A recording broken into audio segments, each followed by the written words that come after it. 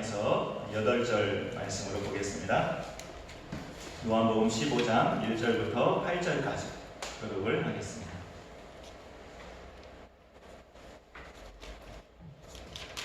요한복음 15장 1절부터 8절. 제가 1절 먼저 읽겠습니다. 나는 참 포도나무요 내 아버지는 농부라. 무릇 내게 붙어서 열매를 맺지 아니하는 가지는 아버지께서 그것을 제어버리시고 무릇 열매를 맺는 가지는 더 열매를 맺게 하려 그것을 깨끗하게 하시니라.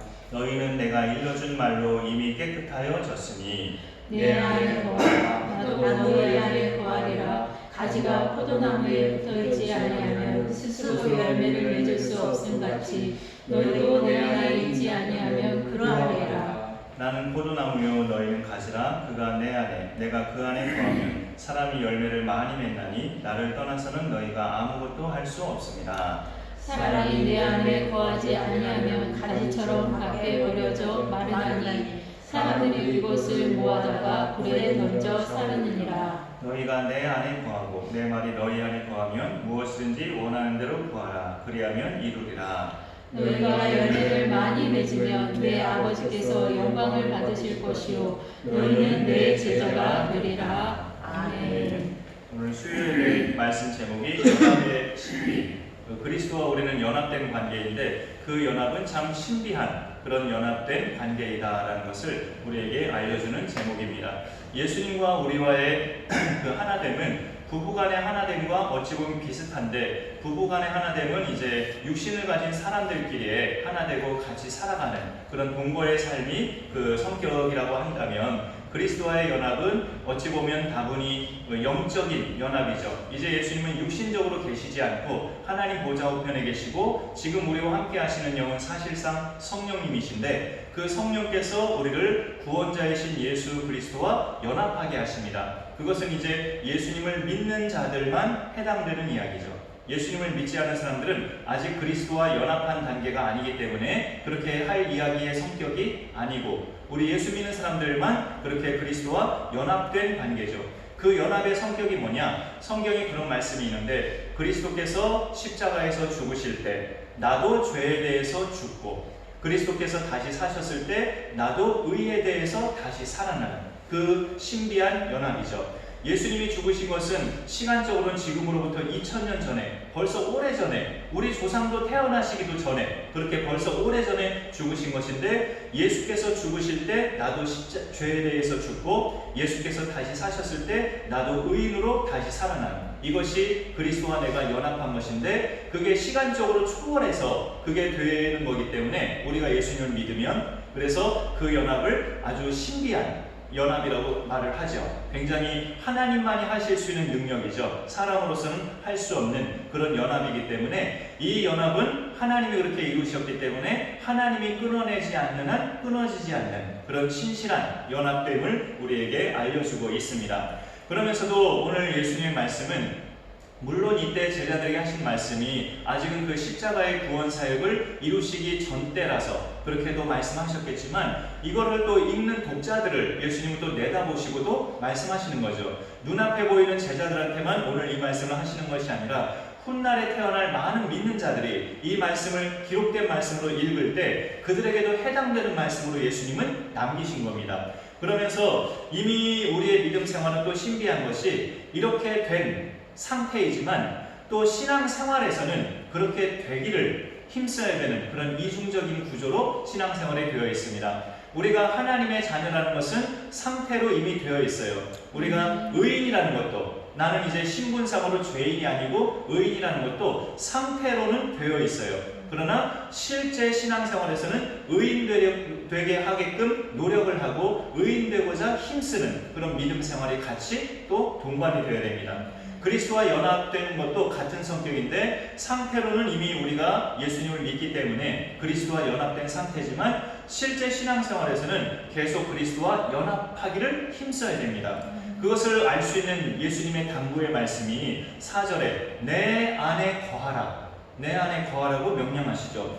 이미 상태도 연합된 상태고 신앙생활도 잘 연합된 상태라면 예수님이 왜 굳이 제자들한테 너희는 내 안에 거하라 이렇게 말씀을 하시겠어요? 상태면에서나 생활면에서나 다 완벽하게 예수님과 연합된 상태라면 굳이 너희는 내 안에 거하라 이런 말씀을 안 하시죠. 상태면에서는 예수님과 연합되어 있지만 신앙생활면에서는 아직도 갈 길이 멀고 아직도 예수님과 진정으로 연합되려면 많은 신앙생활에 힘쓰고 애쓰고 노력하는 부분이 있어야 되기 때문에 그것을 계속 말씀으로 당부하고 계십니다. 그래서 그런 부분을 우리가 같이 말씀으로 볼 때에 그러면 그리스도 안에 우리가 오늘 제목은 연합이라는 말이 들어있지만 연합이라는 말로도 좋지만 거한다는 말이 좀 성경의 표현이기 때문에 우리가 그런 표현으로도 계속 표현을 해보겠습니다.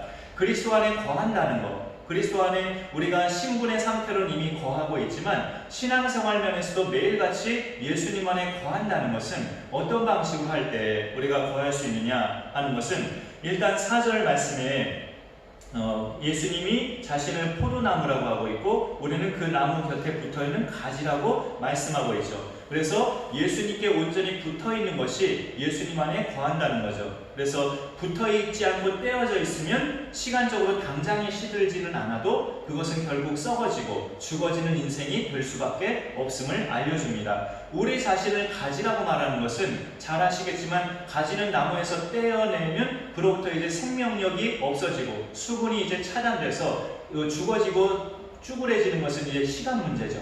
그런 것을 볼 때 우리를 가지라고 말씀하시는 것은 예수님에게서 떼어지면 그와 똑같기 때문에 그렇게 말씀하시는 거죠. 그런 부분을 우리가 볼 때 연합의 비결, 거함의 진정한 방법은 그 참 포도나무이신 예수님께 우리가 거하는 거죠. 붙어있는 거죠. 그런 부분을 오늘 말씀 4절 또 5절에서 말씀하고 있고요. 그러면 원리적으로는 알겠는데 예수님께 딱 붙어있는 방법을 알겠는데 그 붙어있는다는 게 구체적인 말은 뭐냐, 일단 베드로가 고백한 것처럼 도마가 고백한 것처럼 예수님을 살아계신 하나님의 아들이시고 나의 하나님 나의 구주라는 것을 믿고 고백하는 것이 예수님 안에 거하는 것의 시작이죠. 그 부분이 되지 않으면 아무리 예수님에 대해서 궁금해하고 성경을 읽고 탐독해도 예수님 안에 거하는 것이 아니죠. 베드로나 도마의 고백처럼 예수님을 하나님의 아들 그리스도로 믿고 나의 주, 나의 하나님이시라고 고백하는 그 믿음이 출발될 때 그것이 그리스도 안에 거하는 것이 시작되는 겁니다. 그런 부분을 우리가 기억한다면 이게 이미 우리는 믿음으로 고백을 했고 저번에 말씀드린 것처럼 세례도 받았고 예수 안에 거하고 있기 때문에 그리스도 안에 거하고 있다라고 볼 수 있죠. 그러면 이제 그런 걸로 다 되면 이제 끝나느냐? 그것이 아님을 오늘 말씀이 우리에게 계속 알려주고 있습니다. 우리의 믿음 생활 면에서 진정으로 거하는 게 되어야 된다고 했잖아요. 상태 면에서는 예수님 안에 거하고 있지만 실제 신앙생활에서도 매일매일 예수님 안에 거하는 것이 필요하다고 말씀드렸죠. 그것은 이제 7절에 보면 너희가 내 안에 거하고 내 말이 너희 안에 거하면 7절 제일 첫 머리에 있는 너희가 내 안에 거하고는 앞서 말씀드린 거예요. 예수님을 나의 구주로 고백하고 예수님이 나의 죄 때문에 십자가에서 피 흘려 죽으시고 부활하신 내 구주임을 믿는 것이 너희가 내 안에 거하고에 어쩌면 해당되는 부분이라고 좀 구분한다면 그렇게 볼 수 있죠. 그러나 그것으로 끝나는 것이 아니라 예수님의 말씀이 너희 안에 거해야 된다. 내 말이 너희 안에 거해야 우리가 그리스도 안에 거하는 것이라고 말하고 있죠. 누가 내 마음에 좀 찌르는 말을 하거나 내가 좀 숨기고 싶은 이야기를 아주 정곡을 찔러서 내한테 하면서 거기에다 곁들여서 앞으로 이렇게 살아야 돼. 그러니까 그렇게 살지 말고 더 이상 이제 이렇게 살아야 돼 라고 나에게 충고식으로 말을 했을 때 그럴 때는 마음이 언짢아도 어떻습니까? 그 말이 계속 생각나죠. 잠자리에 누워서도 생각나고 세수할 때도 생각나고 밥 먹을 때도 가끔 생각나고 어떻게 괘씸하게 나한테 그런 말을 할 수 있어? 속으로는 괘씸하지만 그 말이 자꾸 생각나는 거 아니에요? 생각나는 것은 나한테 그 말이 영향력을 끼쳤다는 거죠. 내 말이 너희 안에 거해야 된다는 것은 예수님 말씀이 내 생활에 영향력을 끼쳐야 된다는 겁니다. 예수님 말씀이 자꾸 생각이 나야 돼요. 내가 뭔가 거짓말하고 싶을 때마다 예수님 말씀이 떠올려져야 되고, 누구한테 화를 내고 싶을 때마다, 누구한테 버럭 신경질을 내고 싶을 때마다 예수님 말씀이 떠올려져야 되고, 게을러지려고 할 때마다 예수님 말씀이 떠올려져야 되고, 그게 내 말이 너희 안에 거하는 겁니다. 그럼 예수님 말씀이 임할 때마다 우리 마음이 예수님 말씀이 강력하게 임해야 되죠. 그냥 스쳐 지나가듯이 임하면은 그 말이 거하지 않죠. 내 심장이 총알이 나를 뚫고 지나가듯이 내 심장을 뚫어서 그 말씀이 아주 강력하게 내 속에 임해야 그 말씀 가운데 우리가 거할 수 있는데, 그것은 이제 성령의 도우심이 같이 있어야 됩니다. 주님 말씀이 나에게 임할 때마다 성령의 도우심을 우리가 그래서 구할 필요가 있습니다. 오늘도 하나님 나에게 말씀을 주실 건데, 성령께서 말씀 시간마다 나에게 강력하게 함께 하셔서 이 말씀이 나의 심장 폐부를 찌르기까지 온전히 내 속에 거하는 말씀이 되게 하여 주옵소서. 그것은 곧 생활 속에서도 그 말씀이 계속 떠올려지게 해달라는 거죠. 떠올려지면 내가 정말 견딜 수가 없어서 그 말씀대로 살 수밖에 없죠. 그래야 이제 그 말씀이 나를 안 괴롭히는 거예요. 그 떠올려진다는 것은 어찌 보면 그 말씀이 나를 자꾸 괴롭힌다는 거고, 내가 그 말씀대로 살기까지는 자꾸 내 마음이 괴로워진다는 거죠. 그럼 내가 결단하고 그 말씀대로 살면 더 이상 그 말씀이 나에게 괴로움이 아니라 복이 되는 겁니다.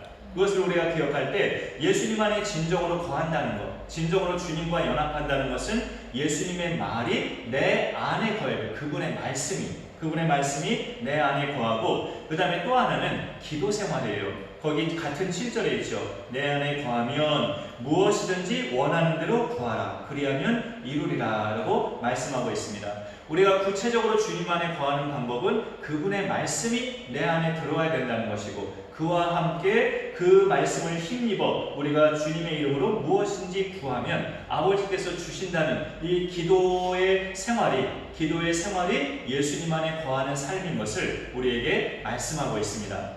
이 내용을 오늘 7절에서 이렇게 알려주고 있는데, 우리가 기도함 속에서 예수님 안에 거한다는 것은 예수님의 이름으로 기도하는 것이 물론 마땅히 그것이 거하는 첫 단추이긴 하지만, 기도 생활이 예수님 안에 거한다는 것은 예수님의 기도 생활을 우리가 모델로 삼아 볼 수 있습니다. 우리가 기도를 위한 기도로 의무감으로 하고 그렇게 그것을 끝내면 그 기도 생활을 매일 하더라도 예수님 안에 거하는 것이 아닐 수 있어요. 기도할 때마다 물론 그걸 다 힘쓰고 계시겠지만, 기도할 때마다 내가 의식하면서 지금 내 기도가 정말 하나님과 대화가 되도록, 내가 허공에다 메아리치는 말이 되지 않고 정말 내 앞에 존전해 계신 하나님과 대화가 되는 그런 기도가 되기를 힘써야 되는데, 그 또한 성령께서 도우시는 부분이죠. 그 또한 성령께서 도우셔서 우리가 예수님 안에 진정으로 거하는 방법은 너희가 내 말에 거하고, 7절에 계속 보면 무엇이든지 원하는 대로 구하라. 이 기도 생활이 또 동반될 때 그게 주님 안에 거하는 것인데, 그럼 예수님처럼 깊은 기도가 우리 가운데 이루어질 때 내가 참으로 주님 안에 거하고 있다는 것을 깨닫게 되죠. 그리고 주님 안에 거할 때 이 기도 생활을 통해서 주님 안에 거하는 것은 깊은 기도를 하다 보면 또 주님이 주시는 말씀이 같이 임할 수가 있잖아요. 경험해 보셨겠지만 깊은 기도가 들어가면 그때그때마다 뭔가 주님이 또 기도 속에서 말씀을 주셔서 나로 하여금 어떻게 살도록, 또 가끔은 어떤 결단을 하도록 그렇게 유도하시죠. 그런 부분까지 기도 속에서 우리가 말씀을 받으면 그 기도가 예수님 안에 거하는 기도 생활이 되죠. 그런 부분을 우리가 같이 볼 때, 우리가 예수님 안에 거하는 귀한 두 가지 방법이 그분의 말씀이 내 속에 들어와야 되고, 또 그 말씀을 토대로 해서 내가 늘 주님의 이름으로 기도하는 기도의 삶이 예수님 안에 거하는, 그분과 내가 연합하는 진정한 방법인 것을 말씀해주고 있습니다. 그것이 이제 아까 원론적으로 말했던 우리가 예수님 안에, 포도나무이신 예수님 안에 딱 붙어있는 가지로서 사는 것이다 라고 말씀하고 있죠. 우리가 왜 예수님께 꼭 딱 붙어 있어야 되느냐? 예수님 오늘 말씀하셨는데 너희가 나를 떠나서는 아무것도 할 수 없기 때문이라고 말씀하고 계시죠. 근데 이제 포도나무로 예수님이 자기를 비유하신 것은 이 땅에도, 또 유대 땅에도 아마 포도나무 말고도 많은 나무들이 더 있는데, 그 많은 나무들 중에 예수님이 자기를 포도나무라고 하시고 우리를 가리켜서 그 나무의 가지라고 하신 것은, 포도나무는 포도 열매를 맺는 주된 나무이기 때문에, 포도 열매만을 맺는 주된 나무이기 때문에 특별히 포도나무를 예수님이 짚으신 거죠. 다른 나무들은 가구도 만들고 그 나무를 가지고 가구로도 만들고 땔감으로도 쓰고 난방연료로도 쓰고 다양하게 쓰여지는 나무지만 과실수는 그렇지 않죠. 과실수는 그 나무덩어리 자체는 별로 쓸모가 없고 그 열매들이 유익하게 쓰이는 거죠. 과실수는. 그래서 포도나무도 다른 그 나무 장작 자체는 별로 의미가 없고 포도 열매가 의미가 있는데 그 포도만으로도 우리가 먹을 수 있고 포도즙을 만들 수 있고 포도잼이나 포도로 맛이 나는 모든 가공식품들도 만들 수가 있죠. 다양한 열매들을 낼 수 있단 말이에요. 그런 것을 볼 때 예수님이 자신을 포도나무라고 비유하시고 너희는 나에게 붙어있는 가지라고 하는 것은 믿음 생활에 합당한 열매를 내야 하는 것이기 때문에 예수님이 당신을 포도나무라고 말씀하셨죠. 그것은 이미 앞서 말씀드린 것인데 우리가 예수님 말씀이 내 안에 거하고 우리가 그 말씀을 힘입어 기도하는 삶이 예수님 안에 거하는 삶입니다라고 앞서 좀 전에 말씀을 드렸죠. 그러면 이제 그것이 말하자면 곧 열매를 풍성하게 맺는 삶이기도 한데 또 오늘 말씀 8절 안에서 쭉 읽어가다 보면 열매를 풍성하게 맺는 비결은 그것과 또 별도로 좀 말씀하신 것이 있어요. 그것도 첫 번째는 너희가 내 안에 거할 때라는 것이 원론이에요. 열매를 많이 맺는 비결도 너 내 안에 거하라. 나도 너희 안에 거하라. 그러면 가지가 포도나무에 붙어 있으니 많은 열매를 맺게 된다라고 말씀하셨죠. 그렇게 예수님 안에 붙어 있을 때 그렇게 열매를 우리가 자동적으로 맺는 것이고 또 하나는 열매를 많이 맺는 비결은 조금 전에 말씀드린 원론적인 것이고 두 번째는 깨끗함이 유지돼야 열매를 잘 맺을 수가 있습니다. 2절 둘째 줄부터 보시면 처음부터 보는 게 낫겠네요. 무릇 내게 붙어 있어 열매를 맺지 아니하는 가지는 아버지께서 그것을 제거해 버리시고 무릇 열매를 맺는 가지는 더 열매를 맺게 하려 하여 그것을 깨끗하게 하시느니라. 너희는 내가 일러준 말로 이미 깨끗하여졌으니. 2절과 3절을 이렇게 읽었습니다. 우리가 예수님께 붙어 있어야 열매를 많이 맺는데 조금 더 나아가서 더 들어가서 구체적으로 어떻게 더 해야 우리가 열매를 주렁주렁 맺을 수 있느냐? 가지든 우리가 깨끗해야 된다는 거죠. 그런데 예수님이 이미 너희는 깨끗하여졌다라고 상태는 아까 말씀드린 것처럼 상태는 깨끗함을 입었어요. 그러나 실제 신앙생활에서는 죄도 짓기 때문에 여전히 깨끗함을 유지하고 깨끗함을 우리가 지켜나가야 돼요. 그 깨끗함을 유지하는 비결은 오늘 예수님이 2절에서 답을 알려줍니다. 내 열매를 맺지 아니하는 가지는 아버지께서 그것을 제거해 버리시고 열매 맺는 가지는 더 열매를 맺게 하신다라고 말씀하고 있죠. 열매를 잘 맺는 가지가 더 풍성하게 열매를 맺으려면 열매 맺지 못하는 가지가 방해되지 않게 잘라내야 돼요. 보통 우리가 우리 여기 계신 분들도 편안한 대상이 누굽니까? 보통 내 배우자 아니면 부모 아니면 아주 친한 대상 이런 대상이 있죠. 친한 대상이어도 우리가 이런 말은 쉽게 못해요. 쓸데없는 말 하지마 이런 말은 쉽게 못하죠. 보통 그런 말을 쉽게 하는 대상은 배우자나 아주 친한 가족이죠. 근데 내가 듣기에 영양가가 없거나 생산적이지 않은 말을 할 때 쓸데없는 말 하지마 이렇게 말을 하잖아요. 우리가 열매 맺지 않는 가지가 그런 쓸데없는 거죠. 그런 것들을 잘라내야 열매 맺는 부분이 더 풍성하게 맺는다는 것이에요. 우리가 열매 맺지 못하는 가지 부분들이 어떤 것일까요? 신앙적이지 못한 말, 그게 바로 쓸데없는 말이죠. 신앙적이지 못한 말, 신앙적이지 못한 행동, 신앙적이지 못한 생각들, 이런 것들이 열매 맺지 않냐는 가지들이에요. 그런 것들은 계속 날마다 우리가 잘라내서 열매 맺는 가지들이 더 풍성하게 열매를 맺게끔 하는 것이 깨끗함을 지키는 방법입니다. 우리가 하나의 가지지만 예수님을 큰 포도나무라고 할 때 우리는 각각 붙어있는 한 가지지만 우리 한 몸을 볼 때 우리 속에 또 많은 가지가 있죠. 많은 가지가 있는데 그 중에서는 열매를 잘 맺는 가지가 있고 열매를 못 맺는 가지가 있는데 가위 가져다가 그 가위는 성경 말씀이에요. 가위 가져다가 열매 맺지 못하는 가지들은 다 잘라버려야 돼요. 잘라서 열매 맺는 가지들이 지장받지 않도록 계속 쭉쭉 뻗어나갈 수 있게끔 그게 깨끗함을 유지하는 비결입니다. 열매 맺지 못하는 부분을 자꾸 잘라내는 것, 쓸데없는 말, 쓸데없는 행동, 신앙적이지 아니하는 모든 행동들 그런 것들을 잘라내야 우리 자신이 깨끗함으로 그렇게 유지가 될 수 있죠. 이런 부분을 오늘 말씀으로 우리가 함께 나누면서 하나님 앞에 우리가 그런 깨끗함을 유지해야 예수님한테 붙어 있을 때 성령의 그 열매들, 갈라디아서는 이제 성령의 열매라고 하죠. 사랑과 희락과 화평과 오래 참음과 자비와 양선과 충성과 온유와 절제, 이런 것들을 말씀하고 있는데, 그것이 요한복음에서는 이제 예수님께 붙어 있어야 열매를 맺는 것으로 예수님이 말씀하고 계십니다. 그래서 불필요한 열매들을 잘라내서 맺어지는 열매들이 더 잘 풍성하게 맺게끔 하는 것이 우리를 깨끗하게 지키는 비결이다. 그래서 열매를 많이 맺는 비결은 우리 삶이 성결, 깨끗해야 된다는 것인데, 지금 제가 조금 전에 깨끗함은 성결이라고 했죠. 이것을 다른 말로 거룩함이에요. 그럼 거룩함을 지키는 또 하나의 방법은 말씀과 기도예요. 다시 또 그쪽으로 들어갑니다. 아까 예수님 안에 거하는 것도 예수님 말이 우리 안에 거하고, 그 말씀으로 우리가 늘 기도 생활을 할 때 말씀과 기도가 예수님 안에 거하는 방법이라고 했죠.